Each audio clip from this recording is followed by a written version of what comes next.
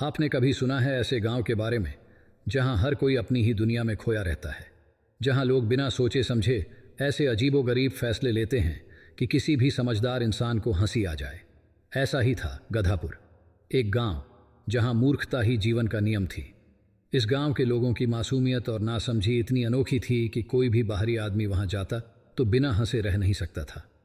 ये कहानी आपको हंसाएगी, चौंकाएगी और एक ऐसे गांव की झलक दिखाएगी जो शायद आपको अपनी ही दुनिया से अलग लगे।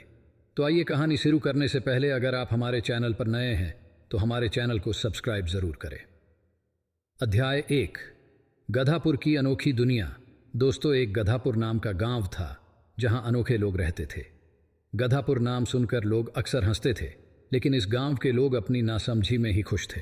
गांव के प्रधान बंदूकलाल, जो कि सबसे होशियार माने जाते थे, एक दिन घोषणा की, अब से गांव में बारिश रोकने के लिए हम सब छाते लेकर चलेंगे। गांव वालों ने तालियां बजाईं और हर किसी ने अपने सिर पर छाता तान लिया। जब बारिश हुई तो सब लोग दौड़कर प्रधान के पास पहुंचे और बोले, अरे प्रधान जी, हमने तो छाते तान लिए, फिर भी बारिश हो रही है। प्रधान जी सोच में पड़ गए और बोले, लगता है बारिश को हमारे छाते का पता नहीं चला, अगली बार बड़ा पोस्टर बनाकर बताएंगे। अध्याय 2, गाय उड़ाना सीख गई। गांव में एक रामू काका थे जिनकी गाय बहुत ही आलसी थी। वह कभी अपने पैरों से एक कदम भी आगे नहीं बढ़ती थी।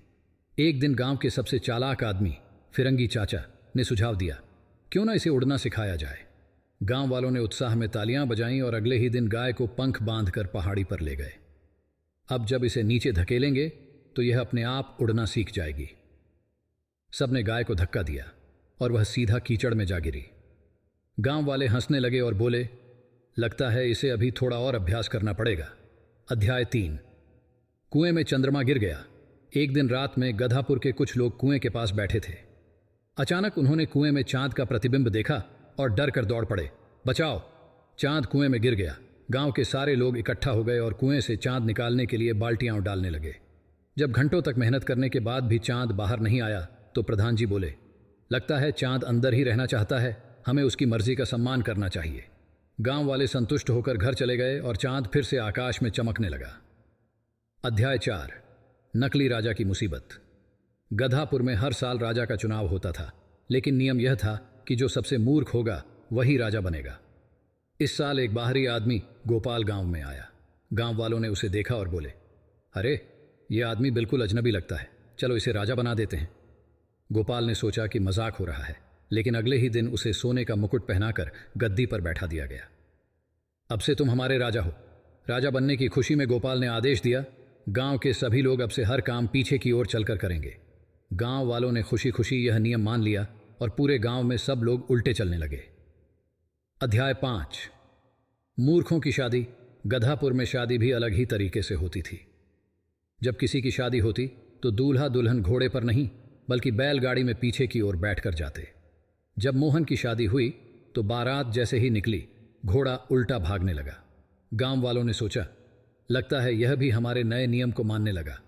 गांव की पंडिताइन अम्मा, जो बहुत समझदार मानी जाती थीं, उन्होंने कहा, अब से शादी के बाद दूल्हा दुल्हन को 3 बार कुएं में झांकना पड़ेगा, तभी शादी पूरी होगी। अब हर शादी के बाद कुएं में झांकने की नई परंपरा शुरू हो गई। अध्याय 6, अनोखी चोरी। गधापुर में चोरी भी एक अनोखा मामला था। जब कोई चोर पकड़ा जाता तो सजा देने के बजाय गांव वाले उसे इनाम देते। एक दिन चंपू चोर गांव में आया और उसने एक घर से एक बाल्टी चुरा ली। अगले दिन उसे पकड़कर प्रधान के पास लाया गया। प्रधान जी बोले, तुमने बहुत मेहनत की होगी, इसलिए यह इनाम लो, और उन्होंने चोर को एक और बाल्टी दे दी। चंपू चोर हैरान रह गया और सोचने लगा कि यह तो बहुत बढ़िया गांव है। अगली रात उसने पूरा कुएं का पानी चोरी कर लिया।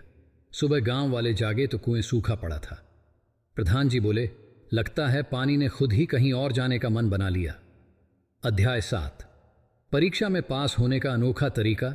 गधापुर में पढ़ाई का तरीका भी अनोखा था। वहां परीक्षा देने के लिए कोई किताब नहीं पढ़ता था। मास्टर जी ने एक दिन बच्चों से पूछा, बताओ भारत का प्रधानमंत्री कौन है?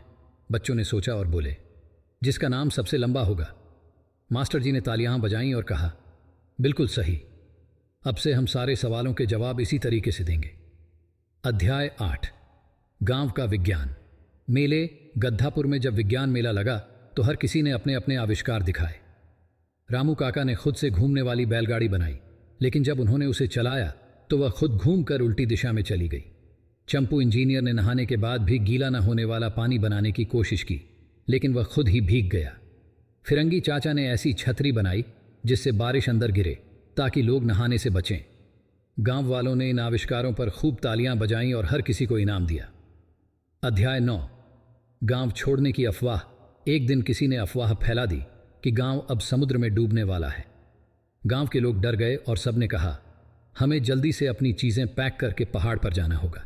गांव के सबसे बुजुर्ग दादाजी ने कहा, पहाड़ पर जाने की जरूरत नहीं, हम नाव बनाकर पानी में तैरेंगे। गांव वालों ने लकड़ियों से नाव बनाई और कुएं में डाल दी। जब नाव डूब गई तो प्रधान जी बोले, लगता है कुएं में रहने की कोई इच्छा नहीं है, चलो अपने घर वापस चलते हैं। अध्याय 10। गधापुर का अनंत सफर। गधापुर के लोग अपनी दुनिया में खुश थे। वे अपनी मूर्खताओं को ही अपनी समझदारी मानते थे और शायद यही उनकी खूबी थी। जब कोई समझदार आदमी गांव में आता तो वे उसे अजीब मानते और कहते, तुम बहुत अजीब हो, हमें समझ नहीं आते। गधापुर अपनी अनोखी कहानियों के साथ आगे बढ़ता रहा और गांव वाले अपनी मासूमियत और बेवकूफ़ी में ही हंसते गाते जीवन जीते रहे। गधापुर सिर्फ एक मजाकिया गांव नहीं था, बल्कि एक सीख भी थी कि कभी कभी जिंदगी को ज़्यादा गंभीरता से नहीं लेना चाहिए। हंसी और बेफिक्री भी एक तरह का ज्ञान होती है। अगर आपको मौका मिले तो क्या आप गधापुर जाना चाहेंगे? कमेंट में ज़रूर बताएं।